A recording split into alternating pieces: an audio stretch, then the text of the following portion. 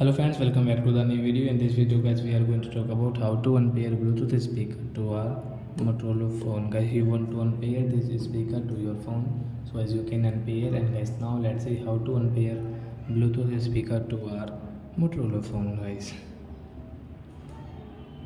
So first of all guys, open your phone setting to unpair it. Then guys, scroll, don't scroll, sorry, click on guys this connected device, means Bluetooth setting.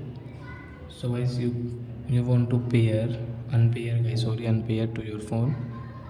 Setting option guys, you can see this red setting option. Tap here, forget option. Tap here, forget device, means it will unpair guys. So we will off it.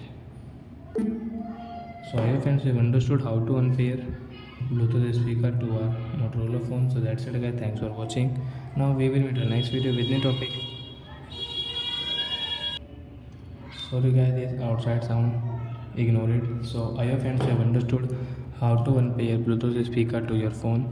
So that's it guys, bye bye. Before going, please go and like my video. Bye friends, thanks for watching.